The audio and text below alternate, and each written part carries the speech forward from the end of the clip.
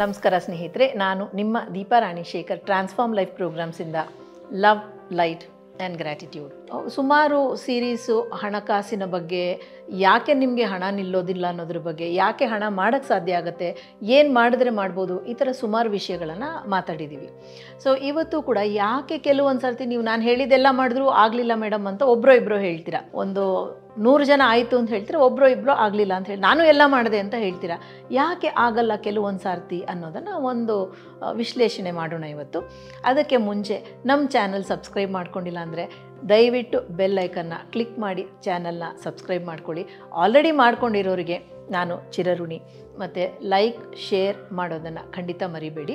So ಇವತ್ತು ಯಾವ ವಿಷಯದ ಬಗ್ಗೆ ನಾನು ಮಾತಾಡ್ತೀನಿ ಅಂತಂದಾಗ, ನಿಮಗೆ ಹಣ ನಿಲ್ತಾ ಇಲ್ಲ, ಕೆಲಸ ಸಿಗತ್ತೆ ಆದರೆ ಅದು ನಿಮಗೆ ದಕ್ತಾ ಇಲ್ಲ, ಏನೋ ತೊಂದರೆ ಆಗ್ತಾಯಿದೆ, ನಿಮ್ಮ ಕೈಗೆ ಬಂತು ತುತ್ತು ಬಾಯಿಗೆ ಬರ್ತಾಯಿಲ್ಲ, ಆ ಥರ ಏನಾದರೂ ಸಮಸ್ಯೆ ಆದಾಗ ಡಿಕ್ಲಟರ್ ದ ಹೌಸ್. ಡಿಕ್ಲಟರ್ ಅಂದರೆ ಏನು? ಕೆಲವೊಂದು ಸರ್ತಿ ಬೇಕಿರೋದು ಬೇಡದಿರೋದು, ನಮಗೆ ಬೇಕಾ ಬೇಡವಾ ಅಂತ ಗೊತ್ತಾಗದೆ ಎಲ್ಲ ವಸ್ತುಗಳನ್ನು ಮನೇಲಿ ಇಟ್ಕೊಂಡು ಬಿಟ್ಟಿರ್ತೀವಿ. ಹೌದು, ನಾವು ದೀಪಾವಳಿಗೆ, ನ್ಯೂ ಇಯರ್ಗೆ, ಉಗಾದಿಗೆ, ಮತ್ತೊಂದಕ್ಕೆ ಮಗದೊಂದಕ್ಕೆ ಅಂತ ಕ್ಲೀನ್ ಮಾಡ್ತೀವಿ ಮನೆಯನ್ನು.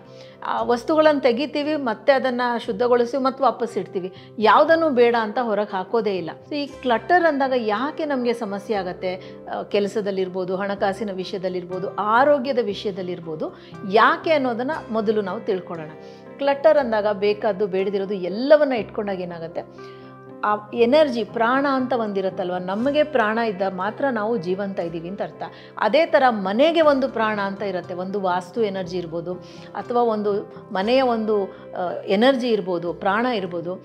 ಈ ಕ್ಲಟರ್ ಅನ್ನೋದು, ಈ ಬೇಕಾದ್ದು ಬೇಡವಾದ ಎಲ್ಲ ವಸ್ತುಗಳನ್ನು ನಾವು ಶೇಖರಿಸಿಟ್ಕೊಂಡಿದ್ದಾಗ, ಕೂಡಿಟ್ಕೊಂಡು ಒಂಥರ ದೊಂಬಿ ಹಾಗೆ ಹಾಕ್ಕೊಂಡಿದ್ದಾಗ ಏನಾಗುತ್ತೆ, ಆ ಒಂದು ಪ್ರಾಣ ಅನ್ನೋ ಒಂದು ವಿಷಯನೇ ಇರೋದಿಲ್ಲ ಮನೆಯಲ್ಲಿ. ಸ್ಥಗಿತವಾಗಿರುತ್ತೆ, ಅದು ನಿಶ್ಚಲವಾಗಿರುತ್ತೆ. ಅಂದರೆ ಮೂವ್ ಆಗ್ತಾ ಇರಬೇಕು, ಮನಸ್ಸು ನಿಶ್ಚಲವಾಗಿರಬೇಕು, ಪ್ರಾಣ ಆಡ್ತಾ ಇರಬೇಕು. ಪ್ರಾಣ ನಿಶ್ಚಲವಾದಾಗ ಫ್ಲ್ಯಾಟ್ ಲೈನ್, ಮನುಷ್ಯ ಹೋಗ್ಬಿಟ್ಟ ಅಂತ ಹೇಳ್ತಾರೆ. ಸೊ ಈ ಪ್ರಾಣ, ಮನೆಯ ಒಂದು ಎನರ್ಜಿ ಏನಿರುತ್ತೆ ಅದು ಸ್ಥಗಿತವಾದಾಗ, ನಿಶ್ಚಲವಾದಾಗ ನಮಗೆ ಕೆಲಸಗಳು ಆಗೋದೇ ಇಲ್ಲ. ಈ ಒಂದು ಪ್ರಾಣ ಏನಿರುತ್ತೆ, ಮನೆಯ ಎನರ್ಜಿ ಏನಿರುತ್ತೆ, ನಮ್ಮ ಎನರ್ಜಿ ಏನಿರುತ್ತೆ, ಎರಡೂ ಒಂದನ್ನೊಂದು ಪ್ರತಿನಿಧಿಸ್ತಾ ಇರುತ್ತೆ. ಸೊ ಇದು ಯಾವಾಗಲೂ ಹರಿತಾ ಇರಬೇಕು, ಫ್ಲೋ ಆಗ್ತಾ ಇರಬೇಕು. ಫ್ಲೋ ಆಗಲ್ಲ ಯಾಕೆ ಅಂತಂದಾಗ, ಕೆಲವೊಂದು ಸಾರ್ತಿ ನಾವು ಎಲ್ಲ ಬೇಕಾದ್ದು ಬೇಡದ್ದು ಎಲ್ಲವನ್ನು ಗುಡ್ಡೆ ಹಾಕ್ಕೊಂಡಿರ್ತೀವಿ. ಅದರಿಂದ ಏನಾಗುತ್ತೆ, ಕಾಯಿಲೆಗಳಿರುತ್ತೆ. ಸಣ್ಣ ಪುಟ್ಟ ಕಾಯಿಲೆ ಇರ್ಬೋದು, ಅದನ್ನು ನಾವು ಪ್ರಥಮವಾಗಿ ನೋಡದೇ ಇದ್ದಾಗ ದೊಡ್ಡ ಕಾಯಿಲೆಗೆ ಹೋಗುತ್ತೆ. ಅದು ದೈಹಿಕ ಕಾಯಿಲೆ ಇರ್ಬೋದು, ಮಾನಸಿಕ ಕಾಯಿಲೆ ಇರ್ಬೋದು. ಮತ್ತು ಒಂಥರ ಬ್ಯಾಲೆನ್ಸ್ ಇರೋದಿಲ್ಲ, ಸಮತೋಲನ ಇರೋದಿಲ್ಲ. ಒಂದು ಹೆಚ್ಚು, ಒಂದು ಕಮ್ಮಿ, ಒಂದು ಅತಿರೇಕ, ಒಂದು ಇನ್ನೊಂದು ಇರೋದೇ ಇಲ್ಲ, ಆ ಥರ ಇರುತ್ತೆ. ಮತ್ತು ಒಂದು ಪ್ರೀತಿ, ವಿಶ್ವಾಸ ಅನ್ನೋದು ಇರೋದಿಲ್ಲ. ಮತ್ತು ನಾವು ಸಿಕ್ಕಾಕೊಂಡಿದ್ದೀವಿ ಎಲ್ಲೋ ಒಂದು ಕಡೆ, ಅಲ್ಲಿಂದ ಹೊರಗೆ ಬರೋಕ್ಕೆ ಆಗ್ತಾ ಇಲ್ಲ, ಎಲ್ಲೋ ಯಾರೋ ನಮ್ಮನ್ನು ಕಟ್ ಹಾಕಿದ್ದಾರೆ ಅನ್ನೋ ಥರ ಒಂದು ಭಾವನೆ ಇರುತ್ತೆ. ಯಾವಾಗ ನಾವು ಡಿಕ್ಲಟರ್ ಮಾಡಿದ್ರೆ, ಮನೆಯಲ್ಲಿ ಎಲ್ಲ ವಸ್ತುಗಳನ್ನು ಗುಡ್ಡೆ ಹಾಕ್ಕೊಂಡಿದ್ದಾಗ. ಮತ್ತು ಇದು ಏನನ್ನು ಪ್ರತಿಬಿಂಬಿಸುತ್ತೆ ಅಂತಂದರೆ, ಇದು ಮನೆ ಮಾತ್ರ ಅಲ್ಲ, ಮನೆ ಯಾಕೆ ಆಗಿರುತ್ತೆ ಅಂದಾಗ ನಮ್ಮ ಮನಸ್ಸು ಆ ಥರ ಇರುತ್ತೆ. ನಮ್ಮ ಮನಸ್ಸು ಯಾಕೆ ಆ ಥರ ಇರುತ್ತೆ ಅಂತಂದಾಗ, ನಮಗೆ ಆದಂಥ ನೋವುಗಳನ್ನು, ನಮಗೆ ಆದಂಥ ಬೇಸರವನ್ನು, ನಮಗೆ ಇರುವಂಥ ಭಯವನ್ನು, ಅದನ್ನೆಲ್ಲ ನಾವು ಶೇಖರಿಸಿಟ್ಕೊಂಡಿರ್ತೀವಿ. ಅದು ನಮ್ಮ ಬಾಲ್ಯದಿರಬಹುದು, ಕೆಲವೊಂದು ಸರ್ತಿ ಬೇರೆ ಜನ್ಮಗಳಿಂದನೂ ನಾವು ತಂದಿರ್ಬೋದು, ಕೆಲವೊಂದು ಸರ್ತಿ ನಮ್ಮ ಬಾಲ್ಯದ ವಿಷಯ ಇರ್ಬೋದು. ಅದೆಲ್ಲ ನಮ್ಮ ಬೆನ್ಮೂಳೆನಲ್ಲಿ, ಸ್ಪೈನಲ್ಲಿ ಶೇಖರಣೆ ಆಗಿರುತ್ತೆ. ಸೊ ಇದೇನಾಗುತ್ತೆ, ಮನೆ ಬಂದು ನಮ್ಮ ಒಂದು ದೇಹದ, ನಮ್ಮ ಒಂದು ಪ್ರಾಣ ಎನರ್ಜಿಯ ಒಂದು ಎಕ್ಸ್ಟೆನ್ಷನ್ ಅಂತ ಹೇಳ್ಬೋದು, ಅದರ ಒಂದು ಪ್ರತಿರೂಪ ಅಂತ ಹೇಳ್ಬೋದು. ಈಗ ನಿಮಗೆ ಉದಾಹರಣೆಗೆ ಹೇಳ್ತೀನಿ ನೋಡಿ. ಇದೆಲ್ಲ ಈ ಥರ ಇದ್ದಾಗ ಎಲ್ಲೋ ಒಂಥರ ಒಂದು ಅಸ್ವಸ್ಥತೆ ಕಾಣಿಸುತ್ತೆ, ಒಂದು ಕಂಪ್ಲೀಟ್ ಅಂದರೆ ಒಂದು ಪರಿಪೂರ್ಣತೆ ಇರೋದಿಲ್ಲ, ಅಪೂರ್ಣತೆ ಇರುತ್ತೆ. ಎಲ್ಲವೂ ಅರ್ಧಂಬರ್ಧ ಕೆಲಸ ಆದ ಹಾಗೆ. ಇವಾಗ ನೋಡಿ, ನೀವು ಏನೋ ಒಂದು ಚಪಾತಿ ಬೇಯಿಸ್ತಾ ಇರ್ತೀರಾ, ಅಥವಾ ಏನೋ ಮಾಡ್ತಿರ್ತೀರಾ, ಓವನಲ್ಲಿ ಕೇಕ್ ಮಾಡ್ತಾ ಇರ್ತೀರಾ ಅಂತ ಇಟ್ಕೊಳ್ಳಿ. ಮಧ್ಯ ಕರೆಂಟ್ ಹೊಟ್ಟೋಯ್ತು ಅಂತ ಅಂದಾಗ 1 ಅವರ್ ಬಿಟ್ಟ ಮೇಲೆ ಬಂದಾಗ ಟೆಕ್ಸ್ಚರ್ ಹಾಳಾಗತ್ತೆ. ಯಾಕೆ ಅಂದರೆ ಅದು ಅರ್ಧ ಕೂಲಾಗಿ ಮತ್ತೆ ಬಂದು ಆ ಥರ ಒಂದು ಸಮಸ್ಯೆ ಇರುತ್ತೆ. ಸೊ ಆ ಥರ ಅರ್ಧಂಬರ್ಧ ಕೆಲಸ ಆಗ್ತಿರತ್ತೆ, ಆ ಒಂದು ಸಮತೋಲನ ಇರೋದಿಲ್ಲ. ಉದಾಹರಣೆಗೆ ಇವಾಗ ಮುರಿದೋಗಿರೋ ವಸ್ತುಗಳನ್ನು ಒಂದೊಂದು ಸತಿ ಇಟ್ಕೊಂಡಿರ್ತೀವಿ. ಉದಾಹರಣೆಗೆ ಒಂದು ಪ್ಲಾಸ್ಟಿಕ್ ಚಮಚ ಮುರಿದೋಗಿರುತ್ತೆ, ಅದು ಕಾಫಿ ಡಬ್ಬದಲ್ಲಿ ಹಾಕ್ಬೋದು ಅಂತ ಇಟ್ಕೊಂಡಿರ್ತೀವಿ. ಸ್ಟೀಲ್ ಚಮಚ ಮುರಿದೋಗಿರುತ್ತೆ, ಉಪ್ಪಿನ ಡಬ್ಬಕ್ಕೆ ಹಾಕ್ಬೋದು ಅಂತ ಇಟ್ಕೊಂಡಿರ್ತೀವಿ. ಅದು ಮುರಿದೋಗಿದೆ, ನಮಗೆ ಬೇಡ ಅಂತ ಹೇಳೋದೇ ಇಲ್ಲ. ಒಂದೇ ಒಂದು ಪ್ರಶ್ನೆ, ಒಂದು ಚಮಚ ತೊಗೊಳೋದಕ್ಕೆ ನಮ್ಗೆ ಯೋಗ್ಯತೆ ಇಲ್ವಾ? ನಿಮ್ಮನ್ನು ನೀವು ಪ್ರಶ್ನೆ ಮಾಡ್ಕೊಳ್ಳಿ. ಆದರೆ ಯಾವುದನ್ನು ಬಿಡೋಕ್ಕೆ ರೆಡಿ ಇರೋದಿಲ್ಲ. ಈಗ ಫ್ರೀಯಾಗಿ ಸರ್ಫ್ ಜೊತೆ ಅದರ ಜೊತೆ ಇದರ ಜೊತೆ ಬರೋ ಚಮಚವನ್ನು ಬಿಡೋದಿಲ್ಲ. ಅದು ಒಡೆದೋದ್ರೂ ಅದಿರುತ್ತೆ, ಏನಕ್ಕಾದರೂ ಬೇಕಾದರೆ ಅಂತ ಇರುತ್ತೆ. ಈ ಮುರುಕಲು ವಸ್ತುಗಳು, ಒಡೆದೋದು ಆಟ ಸಾಮಾನು ಇರ್ಬೋದು, ಮತ್ತೊಂದಿರ್ಬೋದು, ಈ ಮುರುಕಲು ಸಾಮಾನೆಲ್ಲ ಇಟ್ಕೊಂಡಾಗ ಒಂಥರ ನಾನು ಮಾಡೋದಕ್ಕೆ ಲಾಯಕಲ್ಲದ ವ್ಯಕ್ತಿ ಅನ್ನೋ ಒಂದು ಭಾವನೆ ನಮ್ಮ ಮನಸ್ಸಲ್ಲಿರುತ್ತೆ. ಮತ್ತು ಯಾವುದೇ ಒಂದು ನಮಗೆ ಯಾವುದೋ ಒಂದು ನೋವನ್ನು ನಾವು ಹಿಡಿದಿಟ್ಕೊಂಡಿರ್ತೀವಿ. ಮತ್ತು ಸ್ವಾವಲಂಬನೆ ಕಮ್ಮಿ ಇರುತ್ತೆ, ಮತ್ತು ಆತ್ಮಗೌರವ ಕಮ್ಮಿ ಇರುತ್ತೆ. ಇಂಥ ಒಂದು ಸಮಸ್ಯೆಗಳಿದ್ದಾಗ ನಾವು ಮುರುಕಲು ಸಾಮಾನನ್ನು ಹಾಕೋದಿಲ್ಲ. ಯಾಕೆಂದರೆ ನನ್ನ ಒಂದು ಮನಸ್ಸು ಮುರಿದು ಹೋಗಿದೆ ಅನ್ನೋವಂಥ ಪ್ರತಿಬಿಂಬ ಅಲ್ಲಿ ಕಾಣಿಸುತ್ತೆ. ಕೆಲವೊಂದು ಸರ್ತಿ ಯಾವುದೇ ವಸ್ತು ಹೊಸದನ್ನು ಕೊಂಡ್ಕೊಳ್ಳೋದಿಲ್ಲ. ಕಾರ್ ಇರ್ಬೋದು, ಬಟ್ಟೆ ಇರ್ಬೋದು, ಮತ್ತೊಂದಿರ್ಬೋದು, ವಾಷಿಂಗ್ ಮಿಷಿನ್ ಎಲ್ಲ ಸೆಕೆಂಡ್ ಹ್ಯಾಂಡ್ ಕೊಂಡ್ಕೊಳ್ಳೋದು, ಅಥವಾ ಯಾರೋ ಫ್ರೀಯಾಗಿ ಕೊಟ್ಟದ್ದು. ಯಾರೋ ಅವ್ರು ಹೊಸ ತೊಗೊಂಡ್ರು, ಚೆನ್ನಾಗಿ ಕಂಡೀಷನಲ್ಲಿತ್ತು, ನಾನು ತೊಗೊಂಡೆ ಅಂಥೇಳಿ. ಅಂದರೆ ಅಲ್ಲಿ ಏನು ಮಾಡ್ತಾಯಿದ್ದೀವಿ ನಾವು, ಎಲ್ಲೋ ಒಂದು ಕಡೆ ಎರಡನೇ ದರ್ಜೆಯ ಜೀವನವನ್ನು ಮಾಡ್ತಾಯಿದ್ದೀವಿ. ಆದರೆ ಮಾತ್ರ ನಮ್ಮ ಕನಸುಗಳು ಪ್ರಥಮ ದರ್ಜೆದಾಗಿರುತ್ತೆ. ಅವಾಗೇನಾಗುತ್ತೆ, ಆ ಫ್ರೀಕ್ವೆನ್ಸಿ ಮ್ಯಾಚ್ ಆಗೋಲ್ಲ, ನಮಗೆ ಬಯಸಿದ್ದು ಯಾವುದೂ ಸಿಗೋದಿಲ್ಲ. ಅದು ನಾವೇನು ಮಾಡ್ತೀವಿ, ದುಡ್ಡು ಉಳಿಸ್ತಾ ಇದ್ದೀವಿ ಅಂತ ಅನ್ಕೋತಿರ್ತೀವಿ, ಆದರೆ ನಾವು ಬಯಸಿದ ಯಾವುದಕ್ಕೂ ನಾವು ದುಡ್ಡನ್ನು ಖರ್ಚು ಮಾಡೋದಕ್ಕೆ ಆಗಲ್ಲ. ಯಾಕೆಂದರೆ ಎಲ್ಲವೂ ಆ ಒಂಥರ ಸೆಕೆಂಡ್ ಕ್ಲಾಸ್ ಲೈಫಲ್ಲೇ ಹೋಗ್ತಾ ಇರುತ್ತೆ.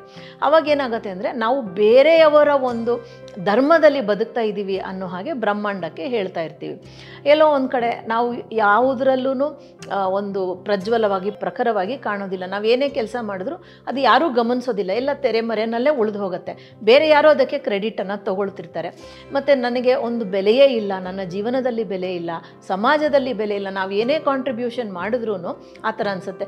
ಕೆಲವೊಬ್ರಿಗೆ ಅನಿಸಿರುತ್ತೆ, ನೀವೆಲ್ಲ ಪ್ರಾಜೆಕ್ಟ್ ಎಲ್ಲ ರೆಡಿ ಮಾಡ್ತೀರಾ, ಕೊನೆಗೆ ಇನ್ಯಾರೋ ನಿಮಗಿಂತ ಒಬ್ಬರು ಸೀನಿಯರ್ ತೊಗೊಂಡೋಗಿ ನಾನು ಮಾಡಿದೆ ಅಂತ ಇನ್ನೊಬ್ಬರಿಗೆ ಅವರ ಬಾಸಿಗೆ ತೋರಿಸ್ತಾರೆ. ಆದರೆ ಅದು ನಿಮ್ಮ ಪರಿಶ್ರಮ. ಎಷ್ಟು ಜನಕ್ಕೆ ಹೀಗಾಗಿಲ್ಲ ಹೇಳಿ? ಯಾಕೆ ಅಂತಂದರೆ ಎಲ್ಲೋ ಒಂದು ಕಡೆ ಈ ಒಂದು ಅಭ್ಯಾಸ ಇರುತ್ತೆ. ಇದನ್ನು ಕ್ಲಿಯರ್ ಮಾಡ್ಕೊಂಡಾಗ ಅದು ಕ್ಲಿಯರ್ ಆಗುತ್ತೆ ನಿಮಗೆ. ಮತ್ತು ಎಲ್ಲೋ ಒಂದು ಕಡೆ ನಾನು ಅಷ್ಟೊಂದು ವರ್ತ್ ಇಲ್ಲ, ನನ್ನ ಬೆಲೆ ಅಷ್ಟು ಇಲ್ಲ ಅಂತಂದಾಗ ಈ ಥರ ನಾವು ಮಾಡ್ತಾ ಇರ್ತೀವಿ. ಸೊ ನೀವು ಇದನ್ನು ಬಿಟ್ಟಾಗ ಅದು ಸರಿ ಆಗತ್ತೆ, ಅದನ್ನು ಬಿಟ್ಟಾಗ ಇದು ಸರಿ ಆಗುತ್ತೆ. ಒಂಥರ ಹುಚ್ಚು ಬಿಡದೆ ಮದುವೆ ಆಗಲ್ಲ, ಮದುವೆ ಆಗದೆ ಹುಚ್ಚು ಬಿಡಲ್ಲ ಅನ್ನೋ ಹಾಗೆ. ಮತ್ತು ಕೆಲವೊಂದು ಸರ್ತಿ ಈ ನೋವಿನ ಕೊಂಡಿಗಳು ಅಂತ ಏನು ಹೇಳ್ತೀವಿ, ಪೇಯ್ನ್ ಹುಕ್ಸ್ ಅಂತ ಹೇಳ್ತೀವಿ, ಮೆಮರಿ ಹುಕ್ಸ್ ಅಂತ ಹೇಳ್ತೀವಿ. ಕೆಲವೊಂದು ನೆನಪಿನ ನೋವು ನೆನಪಿನಲ್ಲಿ ಸಿಕ್ಕಾಕೊಂಡಿರುತ್ತೆ, ಅದು ಕೊಂಡಿ ಹಾಗೆ ನಮಗೆ ಬೆಸ್ತ್ಕೊಂಡ್ಬಿಟ್ಟಿರುತ್ತೆ. ಅಂದರೆ ಉದಾಹರಣೆಗೆ ಯಾವುದೋ ಒಂದು ವಸ್ತು, ಒಂದು ಬಟ್ಟೆನೇ ಇರ್ಬೋದು, ನೀವು ತೊಗೊಂಡವತ್ತು ಯಾರೋ ಬೈದರು, ನಿಮಗೆ ಏನೋ ತೊಂದರೆ ಆಯಿತು ಅಂತ ಇಟ್ಕೊಳ್ಳಿ. ಆ ಬಟ್ಟೆ ಜೊತೆಗೆ ನಿಮ್ಮ ಆ ನೋವಿನ ನೆನಪಿರುತ್ತೆ. ಅಂಥ ಬಟ್ಟೆ, ಅಂಥ ವಸ್ತು ಇಟ್ಕೊಬಿಡಿ. ಅದು ಎಷ್ಟೇ ದುಬಾರಿ ಬಟ್ಟೆ, ದುಬಾರಿ ವಸ್ತು ಆಗಿದ್ರೂ ಕೊಟ್ಟುಬಿಡಿ. ಇವಾಗ ನೀವು ಏನೋ ಒಂದು ವಸ್ತು ಇರ್ತೀರಾ ಅಂತ ಇಟ್ಕೊಳ್ಳಿ. ಏನೋ ಕ್ಯಾಮ್ರಾ ತೊಗೊಂಡ್ರಿ, ಫೋಟೋಗ್ರಫಿ ಮಾಡೋಣ ಅಂತ.